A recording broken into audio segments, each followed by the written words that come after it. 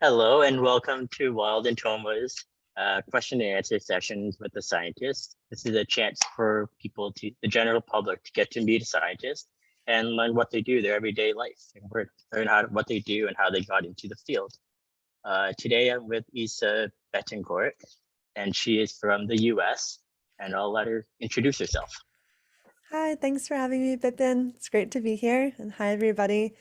As Bipin said, my name is Isa Betancourt. I'm from Philadelphia, Pennsylvania, in the USA. And I'm a curatorial assistant of entomology at the Academy of Natural Sciences. And I'm also, as soon as I'm able to go, because currently there are COVID restrictions, I will embark on a Fulbright-National Geographic Storytelling Fellowship to explore and document insect biodiversity in Borneo in Indonesia. That's pretty cool. Where are you right now, sorry? Right now I'm in Georgia. Yeah, Cool. kind of biding my Uh, time until departure. uh, so can you tell us why you wanted to become an entomologist? Yeah.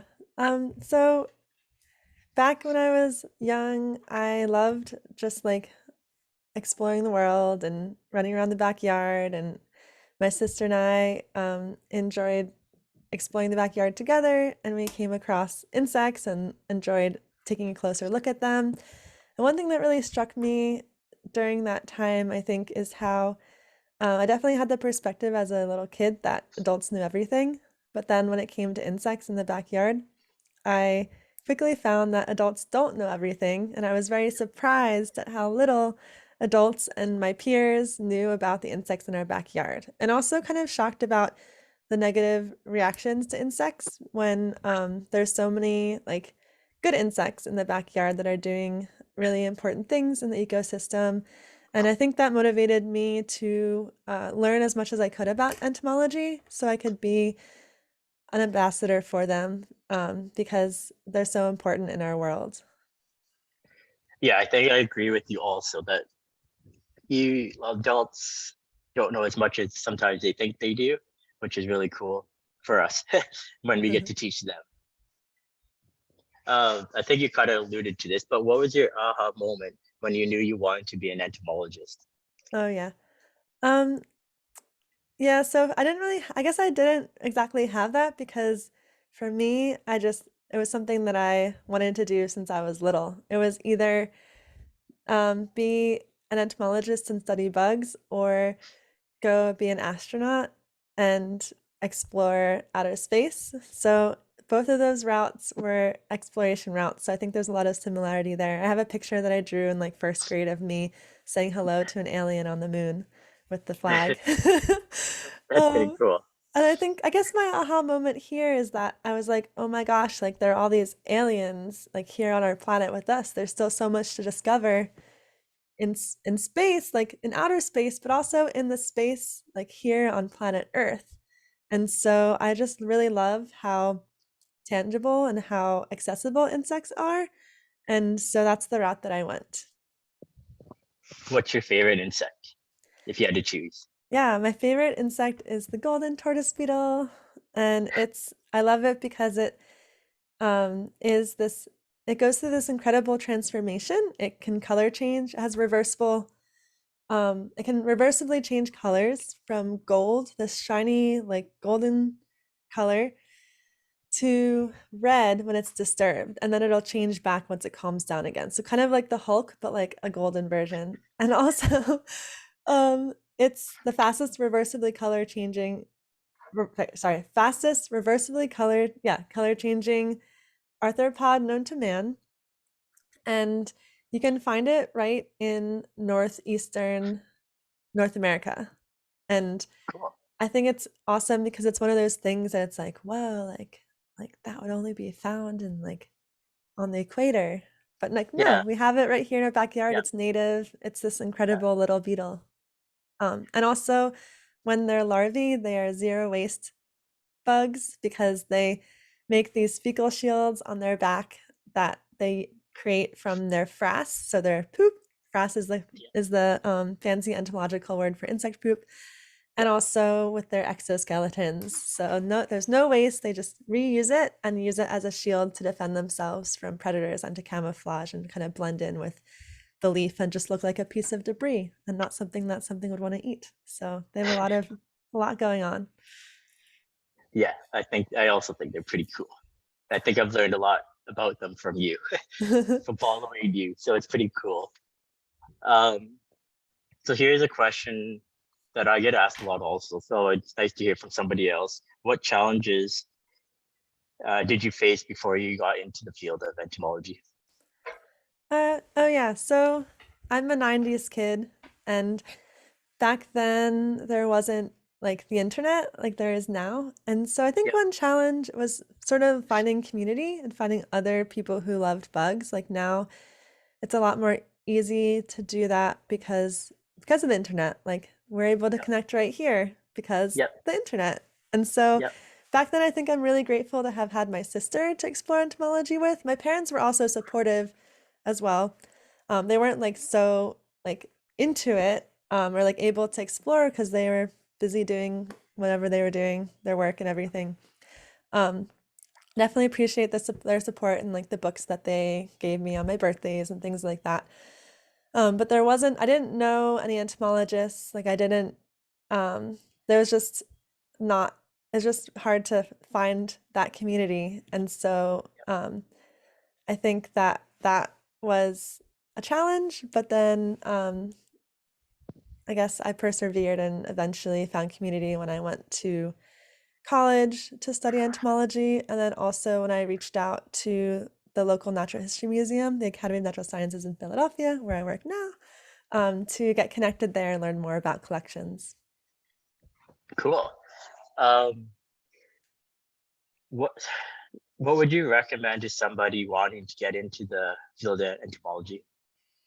Yeah, so kind of going off of the last question, get connected and explore the different avenues depending on what you're interested in, unless you already know what you're interested in.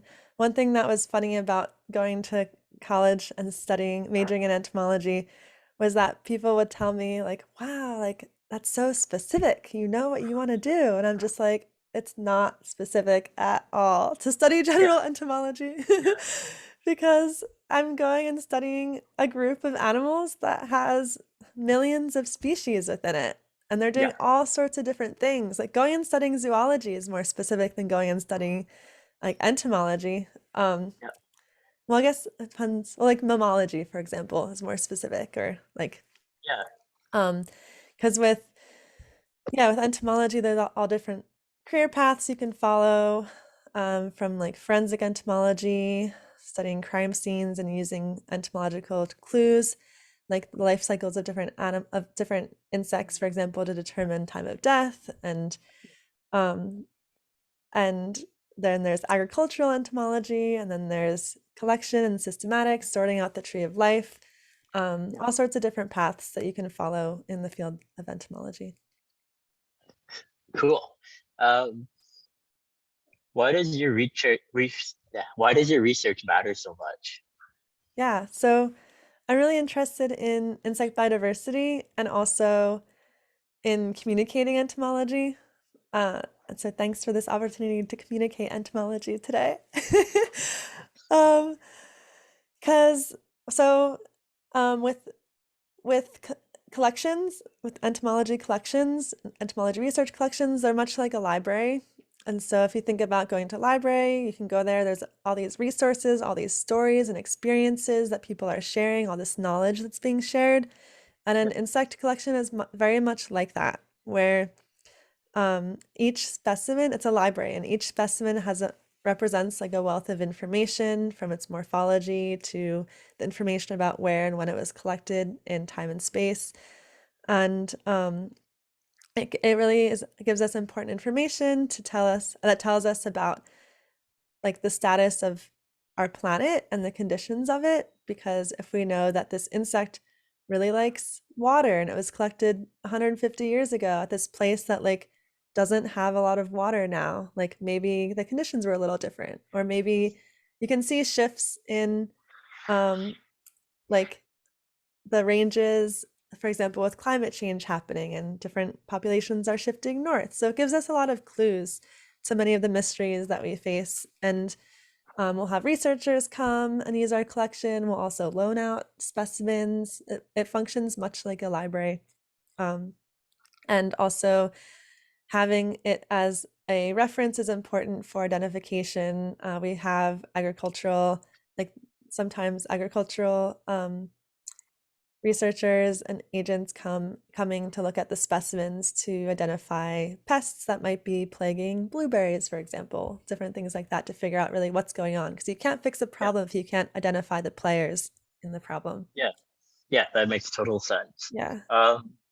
What's your I've favorite? I have Sorry, one go more ahead. thing to add to that too. Yeah. So Yeah. that's the collection side of it. And then when it comes to, I'm also really adamant about documenting the biodiversity on our planet because we have a million, and that's part of what's coming into play with my project in Indonesia.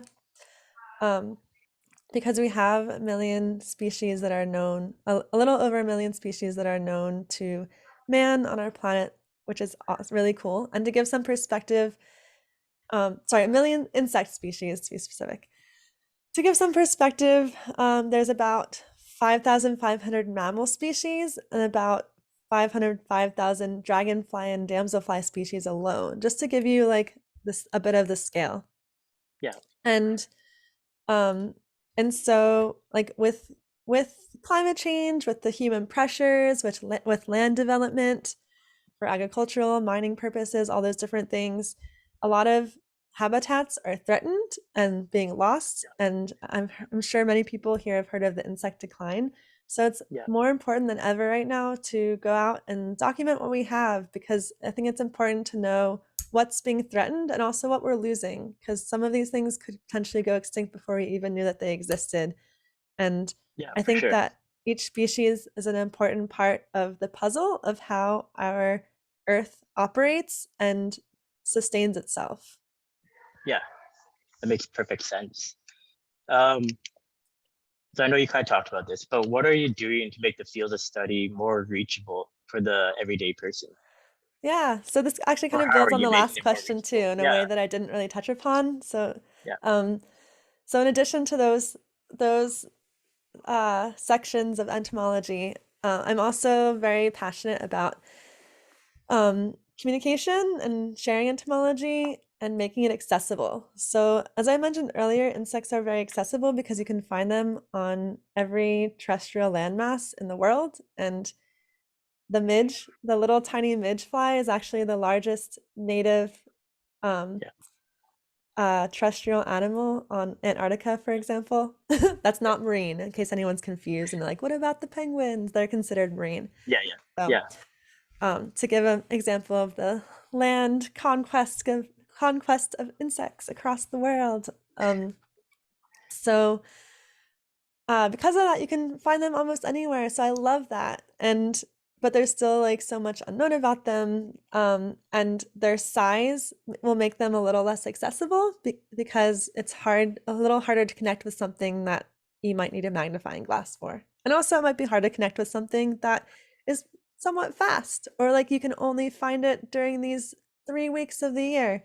So in order to counteract those elements that make insects a little less accessible, I love to take my camera out into the field and take photographs, take video clips, and also do live broadcasts like with my bug scope to share and to share these things and make them more accessible. And also with my bug scope in the past, I've brought on guests and things like that to come and Yeah. chat.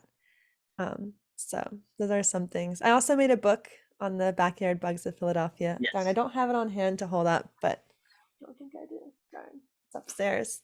Anyway. And you sold out of them, didn't you? I think I saw Yeah, that you sold out of them, so that's pretty good. yeah, I want to make another round because I self-published them too. Just haven't Cool. quite gotten around to it That's yet. okay. So I guess you kind of talked about it, but can you tell us more about the bug scope? I know you do it each week. You got different guests each week, so can you tell us a little bit more for those who don't know about it? Sure. Yeah, so one of my projects I've done is the bug scope, which I started in 2017 because I was looking for new ways to connect audiences with entomology, and live broadcasting was just coming to the forefront as something that it was just reaching social media platforms. So I was like, you know what? Like, I'm going to try this and see how I can use it with entomology. So I started broadcasting the insect encounters that I was coming across, kind of like almost like a day in the life of an entomologist sort of thing. Since Yeah. when I go about my life, I'm like, oh, like look at that bug over there, like Yeah. things that people might not otherwise notice, Yeah. because of my expertise and also, yeah, just how I'm oriented in life. So part of that was also to give insight to the behind the scenes of an entomology collection. Entomology research collections, unfortunately, can't just be open to the public like um, like libraries can be, because the Yeah. specimens are very fragile. They can't be exposed to light. Yeah. They're definitely open if a researcher requests to come visit, but it's not the same. So I wanted to give behind the scenes access as well to that and show how active it was, show the researchers visiting. So when researchers came to use the collection, I'd invite them to chat and share the work that they're doing, and that was a lot of fun. We had one Yeah. guest who was studying the weevils who had just found a bunch of new species that day, and so that was a great Oh, that's so opportunity cool. to Yeah. share um, how collections are really important for discovering new species. Yeah. Collections definitely get some um, flack for killing the insects, but the important Yeah. thing to know is that if we don't do that, we're not going to know that they exist. And a Yeah. lot of new species are not discovered in the field, but inside of an entomology collection. They're just waiting to be discovered. So Yeah. they're really critical, especially for the smaller insects that like there's some species out there that have never been seen alive. They've just been like seen Yeah. collected from the insect traps. Um, Sorry, to go back to the bug scope, Oh yeah. is it every week or every day, same day each week, or is it different days, different times? Sure, yeah. It's a weekly thing, and I've been doing it on Thursday in the afternoon. I am like kind of winding it down and changing it up a bit. So, if you guys are interested in checking it out, I'd recommend that you go to my website to see what the latest updates are, because I'm probably going to change it into a different format, um, just because my things are changing, and it's a Yeah. little bit time to change it up, and I have some new Yeah. ideas coming up. But yeah, that's new. So unfortunately, Yeah. that complicates the answer. But my That's okay. website's Yeah. www.thebugandthebeetle.net, and you'll see on the menu at the top the bug scope, where I do have on there like a list of past, like kind of a table of contents, so you can check out previous ones, and also just stay posted on what's happening in the future. Because I do plan on live streaming when I start my Fulbright which is a year-long event in Indonesia. Um, I probably won't be able to stick to a schedule because the Yeah. internet will be not consistent, because I'm going to Yeah. a remote field station where I'll have to stand on a bench, and like in the past we've had to like stand on this bench and face a certain direction, like just to download Yeah. an email, like not Yeah. even Yeah. any media. So it's Yeah. gotten better since then, they say, but um yeah. That's pretty cool. And Yeah. Go sorry, ahead. I will also brag or like share that I'm really excited because the Bug Scope won Oh, the yes. award Yeah. for runner-up for the Entomological Society of America, um what's it called? Communicate Science Communication Award. So really honored to have received that this past year for the broadcast. Yeah. Yes. Good job. Thank you. Yeah. Um, I'll say one more thing about the bug scope, yeah. if that's okay, because I Yeah. feel like I Yeah. mostly talked about how I'm changing things up now. But yeah, it was a really great way to connect with people. It's kind of like a virtual tabling, like at a festival where people can come up and chat and then kind of continue on their way.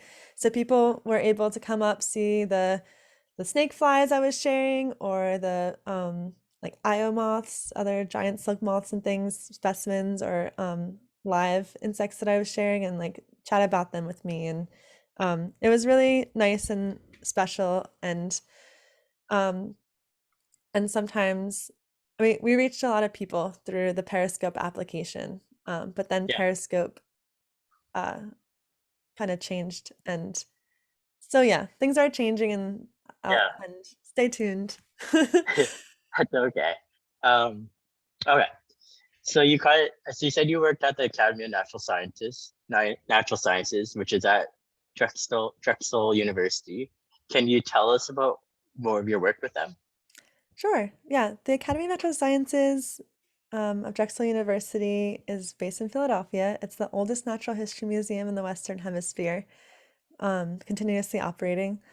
And we have a very historic collection. We have a lot of specimens from the early 1900s and then Wow. many Yeah. specimens also from the late 1800s. And that's because Yep. of our location on the East Coast um, in the first capital of the United States. And um, and so we do have a very historically significant collection. We also have a collection that is one of the best in the world for Orthoptera, which is grasshoppers, katydids, and crickets. And part of that's because back several decades ago, the curators and the collection managers traded our beetles with the Harvard Museum to get more Orthoptera, more grasshoppers and crickets and katydids. And then they also traded a bunch of our Lepidoptera, so moths and butterflies, with the Yep. Carnegie Museum in Pittsburgh to get a bunch of their Orthoptera. And you might ask why they do that. And that's because oftentimes different collections will have different specialties or different curators that are interested in certain groups. And Yeah. so at the Academy of Natural Sciences, we've historically had orthopterists, people who studied the grasshoppers, crickets, and katydids. And so they were interested in having those in one Yeah. place so that they could more easily navigate and compare the specimens and do their research. Yeah. That Um, makes perfect sense. mhm. um, and so yeah, so during my time at the museum, I've worked as a curatorial assistant to help maintain the collection, make it accessible to researchers. And specifically, I worked on a project where we indexed the entire collection Yeah. and to document exactly what was in there. Because it's generations of entomologists and Yep. amateurs and the general public even contributing specimens. And over time, like once again, the founding of the Academy of Natural Sciences was 1812. And so it's been around for a long time, over 200 years. Um, Wow. Yeah. yeah. And so you just amass this collection, and especially with entomology, because in, insects are small and many, you can, it's easy to not be able to keep track of what you have. It's a big Yeah. undertaking. The collection has, we have about 4 million specimens in it, Wow. Yeah. cataloged, identified, and also not identified is Yeah. estimated in there.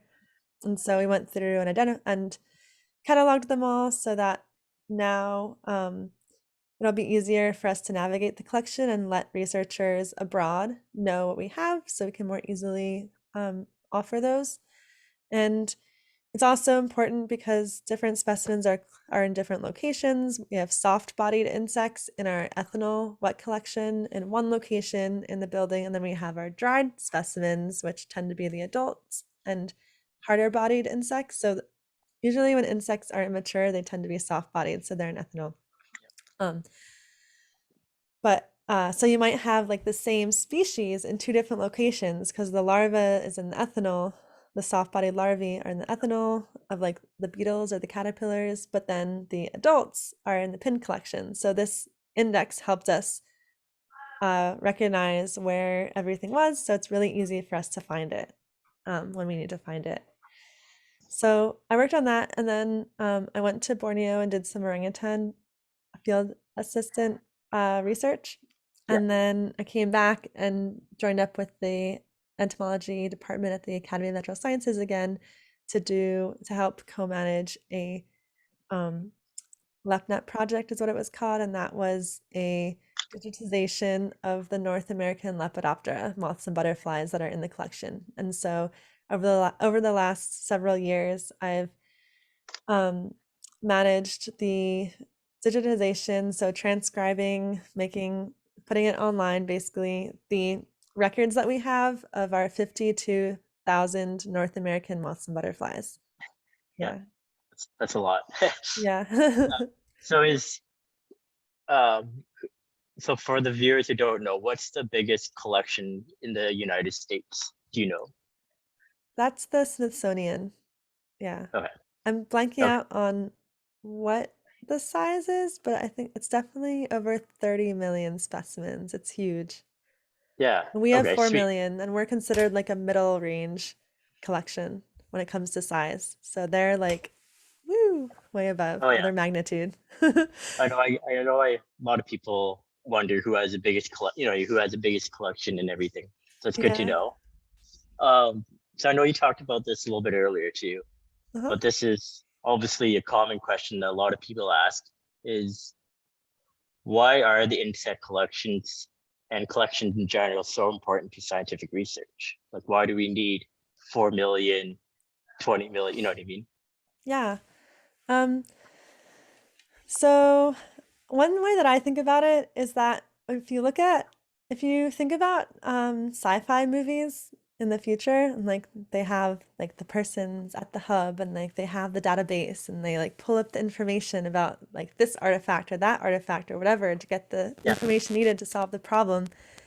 Um, like that's kind of what a collection is. It's that database. And yeah, um, and so yeah, as I mentioned before, the specimens have information about the like place and time that they were collected, and they're really important for helping us resolve issues and identify problems with our changing world, and also identifying specimens. And also, you can pull DNA from specimens as well to do research and understand um, the to different answer different questions, also including questions about the past, like yeah, about the changes in the like you can look at DNA of different of insects collected in different locations and determine if they were if the species split like because of a like a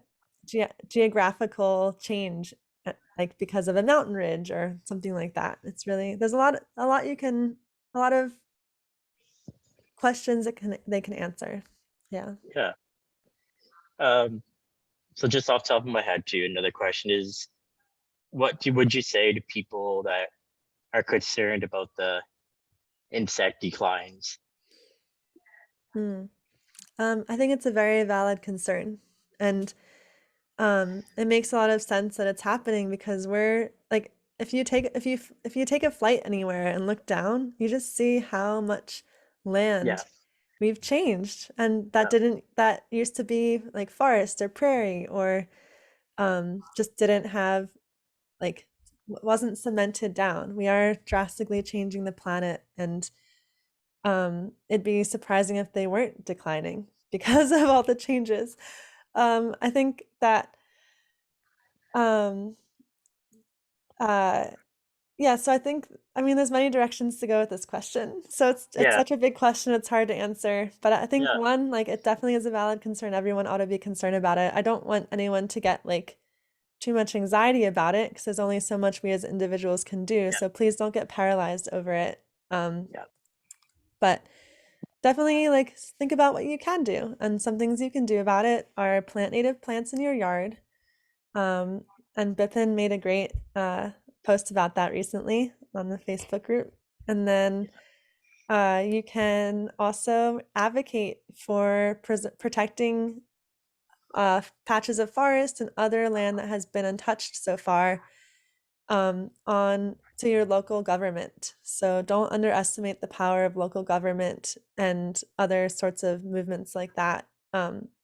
It's really important that we express our appreciation and how much we value these wild spaces because yeah, it's easy to not because they're not a yeah, problem for us. Like we as yeah, humans tend to just deal with what the problem in front of our face because we're yeah, living our life day to day, and we all have our challenges and and things that we're facing. But if when you have a moment, make sure you reach out and you express like how important these wild spaces are, because they're so important. And to quote Joni Mitchell, you don't know what you've got till it's gone. So Yeah, for let's sure. let's not hopefully fall into that. Yes, I totally agree with you. I think until somebody sees something, then they don't really know the full effect it's having or they're having on it, Yeah. which is sad, but I guess that's the way it is, I guess. Yeah. Definitely. One other thing too, definitely like if you can, definitely have discussions about it with your neighbors. This is something that needs to be addressed on all levels, from individual to governmental. Yeah, We need to move on all fronts. And one thing that you can also do to help foster discussions is have a sign on your yard that says pollinator friendly, for example. I yeah. really am a huge advocate of having those sorts of signs. And I always tell people, I always ask people too, what are you doing personally uh, to help our wildlife or our pollinators? Before you start asking other people, what are you doing first? And then you can grow that to Mhm. everybody else. Um, cool. I think that kind of answers that question then anyways. So you talked about the Fulbright program. Could you explain to those who don't know what the program is and how you were involved with it? Sure. The Fulbright is a U.S. government-sponsored program that sends researchers and also people interested in teaching English as well abroad to different countries around the world. And so I applied for a research student Fulbright to go to Indonesia.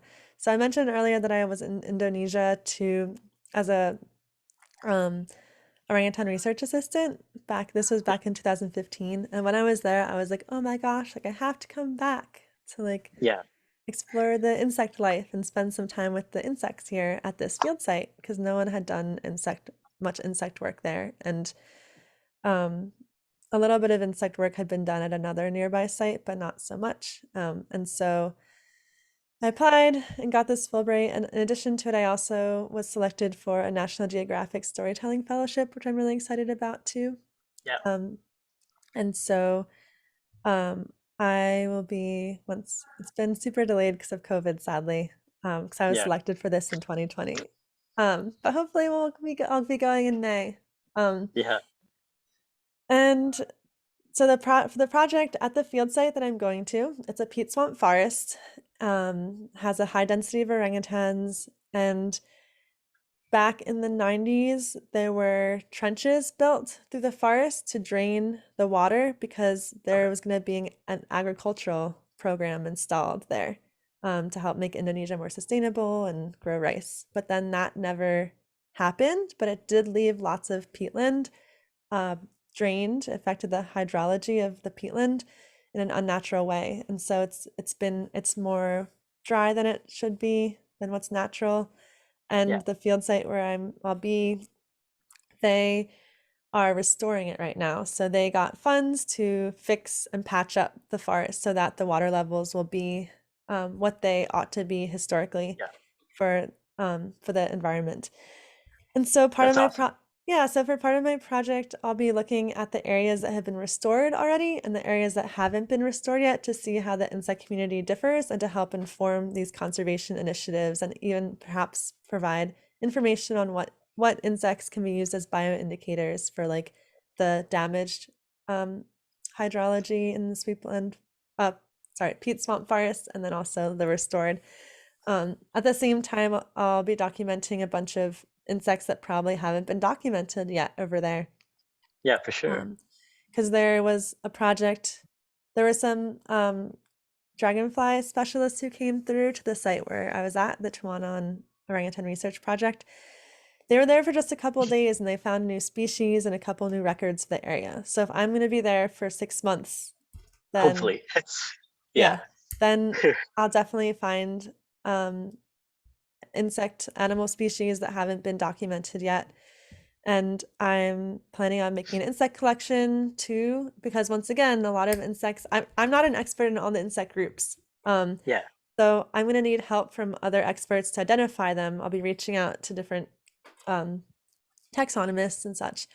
and just creating this resource and reference collection that Indonesians and entomologists even abroad can use to understand the ecosystem and the dynamics of it and what's going on and all those different things. So yeah, and also the drained forest makes the habitat more vulnerable to fires, which has been a big issue in Borneo because the peat is really flammable when it's dry. And so I'll also be comparing with an area that has been recently burned to see the differences as well. Another part of the project that I'm doing as well is orangutans make nests every single day when they go to sleep at night. Like birds get all the credit for nests, but it should Yeah. really be orangutans because birds just make it for their babies and then leave it and make only a couple nests a year. But orangutans make a nest in the canopy every single day, except for That's the crazy. males that are lazy and will reuse a nest and then it gets messy and you can smell them before you see them. But but they make all these nests and then they leave them and make a new one the next day, and that creates a sort of opportunity in the canopy. It's making this environment that I bet you a bunch of insects use. So I'm also going to Oh, be for sure. hopping into abandoned orangutan nests to see what is using these nests, to see how these orangutans, this endangered primate, is acting as an ecosystem engineer and altering that canopy environment. That's pretty fascinating. Yeah, um, I'm Now you excited. got to take a picture when you're there of you laying in the nest. Yeah, That's a okay. must If it's picture a now. clean one. Hopefully. Um, Yeah. so I just want to make sure so everybody knows the Fulbright program is for all different fields, correct? Yeah. Yeah. Okay, Yeah. cool. Um, so I guess I'll say, what's some crazy or wild experiences you had out in the field, Oh. Um, or even at well, in the one in the one that it's not like a really crazy one or whatever, but one that I'm looking forward to exploring more is this grasshopper that we named the stalker grasshopper in Indonesia, where it like it's just such a funny grasshopper. Like I'd be sitting in the hammock, observing taking notes on the orangutans for observational data, yeah, and I'd see this grasshopper like kind of far away, like on a tree, just kind of like looking over, and I'd be like, "Oh, hi."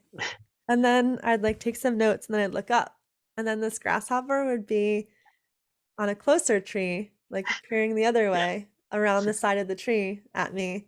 Then I'd be like, okay, and then like take some more notes and then look up again. And then it was like yeah, on the tree that I was on the hammock for, like yeah. looking at me. And I'm just like, what do you want? And then one time it even like hopped onto like hit my forehead and bounced off. And I don't know what the deal is with that grasshopper. But I'm really curious to learn to go back and like try to figure out what's going on with that grasshopper because it was such a funny behavior. Like I Yeah, can't I can't help but wonder if it's um like a killdeer. Are you familiar with the killdeer bird? yeah, Um yeah, yeah, yeah. yeah, We have where those. So yeah, yeah, where like it has its nest on the ground, and then if you come near it, it'll like start to fake that it's injured to try to lure you away from its nest to protect its yeah, offspring. Like I can't help yeah. but wonder if that grasshopper is doing something like that, where it's like trying to get my attention to make me move. But I have no Yeah, idea. that makes sense. Yeah, that's interesting. Yeah, I don't know that that's a behavior documented in like that reason is one that's been yeah, documented in insects, but I just don't really understand. So yeah, I hope that when I go back, I can get to the bottom of this mystery. yeah. That's pretty cool. That would be kind of cool if it was acting the same way that the killdeer do. It'd be pretty interesting, really. Yeah, yeah, we'll see. Okay. So I think let's move on to the general public questions. So these are some questions that I asked in our local Ontario insect group, Facebook group, and some of the questions that people asked. Okay. Are we Um, are we answering these together? Like discussion? no, you answer them. We'll get your Uh, point of view. all right. Um, okay, so what can we do better to support insects other than planting host plants? Hmm. I sort of mentioned this earlier, but I super advocate having a sign on your property that says like pesticide free if you fit into that category. Or Yeah, like we love pollinators and like have pictures of bees or something along those lines. There's yeah, plenty like in the US, this might this might not just be a US thing, but the national oh it's actually has national in the name, so maybe it is. But the National Wildlife Federation? Is that what it's called? I'm kind of blanking out. I think I'm missing a word in their acronym. No, it might be that. I forget. But like they have a program where you can get your property wildlife habitat certified, yeah, and then they send you a sign if you want to buy that too. So I did participate in that and put it in my yard when I was up in Michigan, and that was nice so the reason why it's so important is because in my hometown in the Philadelphia area, um, I just started noticing all these like mosquito signs for mosquito protection or mosquito spraying popping up around the neighborhood, and I was like, no, I need to say something against it or like have a sign that says that that I don't spray because of all the other insects sort of thing. And so like those signs, the mosquito protection ones, those are motivated by the company that's selling something. yeah, So I'm like, I need to motivate myself to put up a sign because to share the importance kind of going the other way because yeah. No, that many makes people perfect don't sense. realize. So like I think one of the things is that like just try to help be a part of this shift to understanding that to getting the discussion out and the knowledge out and just show that you care in a way that other people can see. Yeah. So it can be Um, talked about. so I'll just relate that for the people who are watching who are from Canada. I'm sure that one, what the National National Wildlife Wildlife Federation. Federation, I'm sure that comes in Canada too. But for Canada specific, I guess there's a Canadian Wildlife Federation, Okay. um, foundation or federation. Now I'm blanking. We're both a But little mixed up. CWF, anyways, they do the same exact same thing you just said. They do where you can put in for your property to be recognized as a pollinator habitat. And then also another one would be more for monarchs, but this is for all North America, I think, is the Monarch Watch one way station. Mm, And that one's another great little sign you could add to your property for monarchs. And then also everybody, you can see across North America, all the different spots that people have them. mhm. So Yeah. two or three different great spots, I guess you can grab a sign from. Mhm. Yeah. Um, sorry, go ahead. Go do it, Okay, everybody. yeah. Um, okay, so this one's more insect specific, and I remember this one was asked from Zoe from Mhm. Ontario, and she wanted to know, do Oh, beetles wait. use their? Okay, go ahead. Oh, sorry. I am interested in adding a little bit more to Yeah, yeah, that other question. And yeah, that's for like sure. also think about so you can plant host plants, but also think about other things that insects need, like they need places for shelter, they need some water, even just putting out like a dish of water, you don't need anything fancy, Yeah, can be a great resource for wildlife, including insects. Like you might see some bees come over and like drink some of the water, for example. And shallow is good, or put rocks in it because otherwise some could drown. And you basically have a entomology bee bowl, which is a type of trap that's used to collect little wasps and things like yeah, that. Um, but yeah, creating habitat beyond just the food is a nice yeah, thing to do. And yeah. yeah. No, those are great points. Um, okay, so like I said, Zoe from Ontario asked, do beetles use their elytras to fly, or are they just a soft or I guess they'd be hard pair of wings to cover the main wings? Yeah, good question. So off the top of my head, I don't know like specifically of a physics project that looked at how elytra affected the aerodynamics or something like that of Yeah, flight. But I can yeah, tell you that with some species, like one of the carrion beetles, I think it's the American carrion beetle, even if I remember correctly, but I have to look it up. Um, anyway, one of those carrion beetles, uses their elytra. And for anyone who's like, what are the elytra? Yeah.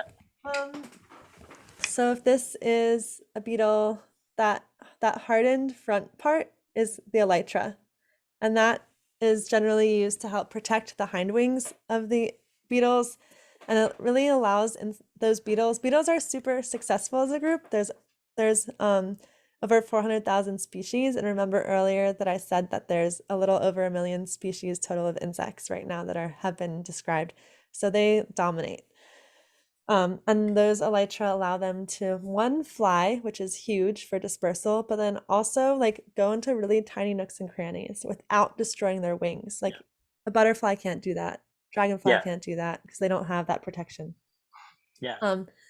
Yeah, so the American bird, so I think it's the American brain. I should just look it up. Anyway, the carrion beetle, because it's a carrion beetle, uses its elytra as safety when it's flying. When it flies, it flips its elytra, and on the bottom side, it has this really cool, like yellow pattern that makes it look like a bumblebee in flight. And that, entomologists think that that helps protect them from being attacked or eaten because they look like something that can sting. A lot of insects like to mimic Yeah. bees and wasps for protection, called aposematic mimicry or coloration. Sorry, yeah, not mimicry, coloration. Yeah. uh, and so in that way, it helps it fly because it's flight safety right there. It protects it while it's flying. So it might not be exactly what you're looking for, but that is one way that the elytra help it fly. It helps protect it. Yeah. Do you I have think something that. to add to that, Pippin? No, I think you Okay. said everything I would have said anyways, just in Okay, longer cool. form. Yeah, it's a cool uh, question to ask, and I'm sure with yeah. some like there might be some flight dynamic aspect involved, but Yeah. not, I guess, not um yeah, very apparent or very studied. Yeah. Because now I'm trying to remember them fly. It does seem they just stick out more, and just the soft wings are the ones that are doing all the work. Yeah, and I think that we'll probably discover more about how the elytra are manipulated or positioned in flight now that we have more technologies than what we used to Yeah. have in the past. Like now we are able to slow down and do slow motion flight capture of the insects with modern day imaging Yeah. technologies. And so I'm sure there's a lot more to be discovered in that realm. I'm trying to think of that. I think he's entomologist also, but he does all those cool videos with the insects taking off. Yeah, I can't remember what his. Adrian. Yeah, Adrian. Yeah, Yeah, yeah, and he has some North great videos Carolina. of that. Yeah, Yeah, he has really awesome slow-mo. Maybe you can drop the link in the caption for that. yeah, I'll definitely have to. Um, yeah. uh, okay, so another person asked, are there insects that can produce young without having to copulate? Um, yeah, there are walking sticks that are parthenogenic. That's the word we use for that, where they don't have to mate, but then they just have offspring that um, can survive, that hatch out, which is pretty amazing. And there's probably other insects that do it too, but um, walking sticks are definitely known for that. Walking sticks also have like a really amazing diversity of eggs because oftentimes when they're all about the camouflage, and so Yeah, they're up in the canopy and oftentimes they just drop their eggs onto the yeah, floor, and then their eggs are super camouflaged too. And some of their eggs, I'm going to go on a tangent a little bit here, but they're yeah, really cool. Some of their yeah. eggs even have little handles and like I think like handles and treats for ants, and then the ants will pick them up Oh, and move yes, them yeah, around for yeah, dispersal. Like it's really yeah, wild. It's almost, it makes me think of their eggs as being like plant seeds. Like I feel like walking sticks are converging into being an animal plant more than just the way that they look. Like because seeds also have like, yeah, interesting yeah, dispersal methods, and yeah. that I remember that the ants will pick them up and bring them down in their tunnels and everything. Also, yeah, yeah, it's really cool. And some of the walking stick eggs are even shaped to be like like torpedo shapes so that when they fall, they like kind of get secure in the ground, or it's really Yeah, pretty wild what's going on with walking sticks, but they are a group that can reproduce. Not all of them probably, but many of the species are known to be able to reproduce without mating. that's why I think my favorite insect would be the walking sticks. I've always liked them since I was a kid, Yeah, and they're just so I find them so fascinating, and I wish that we in Canada at least had more species instead of just the yeah, one, because it yeah. limits them anyways. But still, it's still amazing just to have one species. Is the species that you guys have the species that we have in the US probably? Uh, I can't remember the scientific name, but yeah, northern walking stick, or yeah, Okay, like that's green and brown. yeah. The Right. females are green, yeah, and then the boys are brown, mostly Yeah. brown. Have you seen them, Pippin? Yeah, Nice. I see them almost. I say at least two each summer Oh, minimum. that's great. Where But do of you usually course, see they're them? Like on the ground or in the on the plant or what? uh, bushes. I would say most likely is where I'll Okay, find them, cool. just hanging out in the bushes. And I have a picture. Maybe I'll post this later. But yeah, I have a picture, and they're blended right in with the Oh. dead foliage. Just somehow, how you get a feeling that there's something there. Nice. Yeah, um, the one time that I found one was was it when I was in Kentucky, and it was nighttime, and it just was like walking across the ground, and I was like, oh, "Oh that's my cool. Yeah, gosh, hello. I've been wanting to meet you for so long." they're pretty amazing. Yeah. It's Oh, I don't know. yeah. All insects are amazing. Really, they can all do so many amazing things. Definitely. I have one more walking stick story to share, Yeah, and that's when I went to Borneo, I was like, all right, I have to find a walking stick. Like, yeah, I'm just gonna do it. I know there's a lot of cool walking sticks here. I'm gonna keep my yeah, eyes peeled and find them. I know it's gonna yeah, be hard.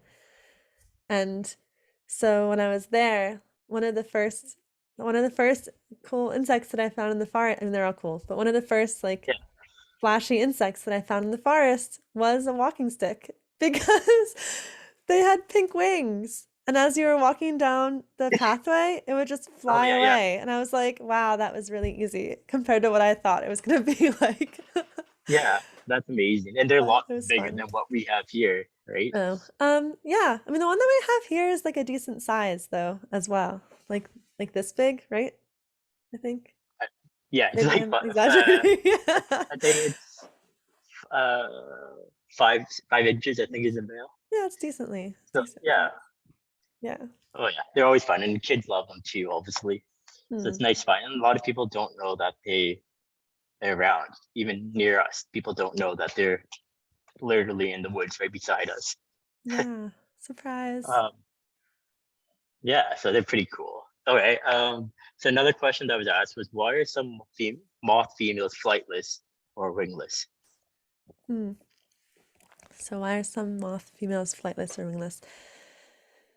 Yeah, I guess the simple answer is that they just don't need wings. And so you don't use them, you lose them. And Yeah, the males have wings, and that allows for genetic material to be mixed around and to prevent inbreeding and all of that, keeping the species strong. So it just turned out that some of those moths, all they have to do is hatch out from the base of the tree, climb up the trunk, and then the male will find them. And then they lay their eggs right there because they're at their host plant. And voila. Like, yeah, it's not the most exciting answer, but because they don't need them. yeah, yeah. Which Yeah. makes sense. Keep it Yeah. simple, right? Yeah. I mean, Eh, nature goes all sorts of different directions with what it gives and takes, so to say. And if an animal doesn't need something, that energy is better put elsewhere, like into having more eggs. And Yeah, some moths, um, like, it probably does. They probably maybe they are like able to produce more eggs with less wings, less energy going into making wings. yeah, Um, moth moth adult moth adults, sorry, moth female, um, they're packed with eggs. Like yeah. sometimes they're like literally bursting with eggs. And so this way it's able to burst with more eggs because all that energy is put toward the egg rather than wings. Cool. Yeah. um, sorry, I tried to think. I thought I had another question. I thought I had another question from what you were just saying. Mhm. Uh, all right, so I do have one more question because you kind of brought it up here, and I know Mhm. somebody else asked this too. Is so our moths, I guess Lepidoptera in general, but more specifically moths, are they born with eggs already, or born with pregnant already, and they just need the boys to come around, or do they have to wait for the boys to come around first? Because I Oh. know people were thinking about like examples would be the gyps or LDD moths. Mhm. Um, People were wondering, are they already born pregnant and just ready to have the babies right away? Yeah, they do need to mate. Um, I mean, the thing is that with bugs, I'm like, there's always an exception, probably. Yeah, yeah, But but generally, to our knowledge, they do need to find a mate, and they're really good at it too. Um, I had um a female moth of what is it, LDD? That's the common yeah. name these days. Okay. Um, For right now, I Formerly know known that as the is gypsy changing. moth, for Yeah, anybody who's like, what's going on? To get you up to speed, it's been changed to um, yeah, L. dispar, LDD, which is a yeah, scientific name. And I had a female hatch, and they are like invasive, of course, to North America, but yeah, I was just curious about it. And the female hatched, and then it was like so funny. Like we had a couple males fly into the house. Like yeah, I was like, wow, like how do you know she's here? But they're just so good at their pheromones, and like the males are machines. They're built to go find the female and catch her pheromone. And an example of that is that with the giant silk moths in the family Saturniidae, they don't have mouths. This is kind of goes along with the whole like, why don't they have wings thing? Like they don't have yeah, mouths when many of them don't have mouths when they're adults. yeah, That's because they don't need them. yeah, And they live for about a week, or depending on the temperature. If it's cooler, then they'll live for longer. If it's warmer, they'll probably expire sooner yeah, because they can't replenish their energy reserves. But when the female emerges, it's been found that she's mated with typically like within the first 24 hours of when she yeah, comes out. And the males usually emerge first. So that the idea is that like they're ready to find the female right yeah, away because all they have to do is find the female to mate. For the yeah, females, they're what they have to do when they emerge is, I guess, be mated with, but they don't have to worry about that because the males will find them. So yeah, now, since the males find them, they just have to go find a host plant to go that's suitable for their yeah, eggs, and then the yeah. life cycle is complete. Um, so, uh, so yeah, they're just. My point is that they're just so good at finding the female too.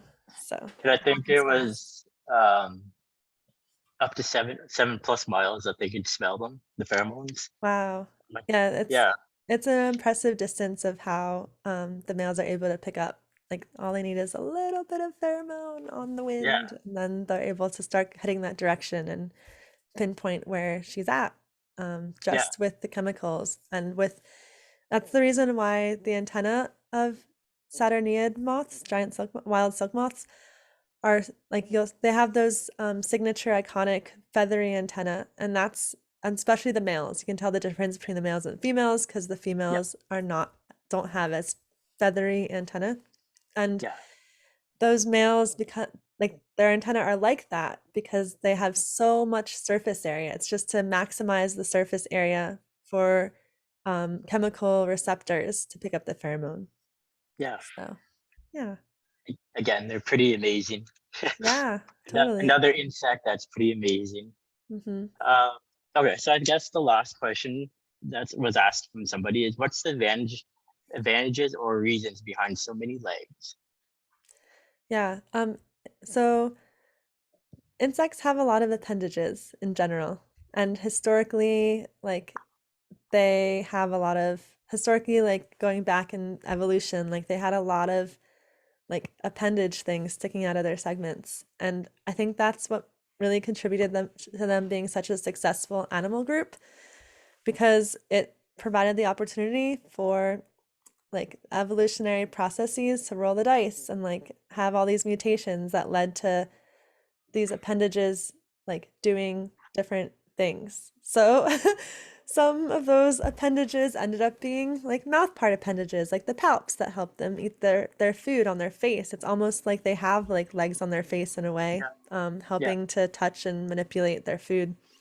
And then they have their legs, and six insects have six legs. Other arthropods have more, like arachnids, for example, a different class Yeah. has they have eight plus pedipalps. And then one thing about insects is that when you have so many legs, you can sacrifice legs. You don't need all those legs for walking. We know as humans, all you need is two.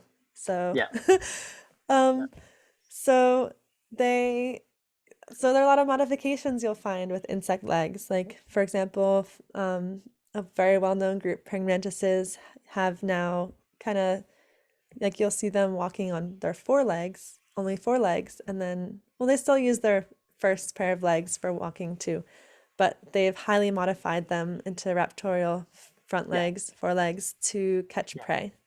And that's a feature that's arisen multiple times convergently, separately in different insect groups, like mantispids, which are in a whole different insect group from praying mantises. They also developed raptorial front legs as well because it's very advantageous. So, um, so yeah, that's it's kind of like if we had more hands, we could do many different things at once. And so insects can do many different things at once with all their legs. Yeah. Yeah. No, that makes sense. Yeah. Cool. I think that answers all the questions then for now. Is there anything else that you wanted to add on about yourself or what you do, I guess? Any last minute thoughts? Oh, well, I want to say thank you so much for having me, Bipin. This has been fun chatting with you, and um, uh, yeah, I had a good time chatting with you and answering everyone's questions. If anyone has a follow-up question for me, you can find me on Twitter or Instagram at IsaBetaBug. And hopefully you'll come and follow along as I hopefully soon, once the COVID restrictions lift, start my journey off in Indonesia to for a year to study the biodiversity and document the insect life there. Yeah, that will be so exciting. And hopefully you meet your grasshopper again. Yeah, I definitely will. That one's like famous among the different even the orangutan researchers. Like you can't ignore that one. It just shows up literally in your face. That's pretty cool. Yeah. That's pretty cool. Cool. Yeah, so thank you for coming on, Isa, and we enjoyed it. Now, hopefully, a lot of people got to learn about yourself and what you do. Um, and hopefully, you inspired somebody. Yeah, I hope so too. Thank you. Take care, everyone, and go find a cool bug today. Cool. All right. Thank you.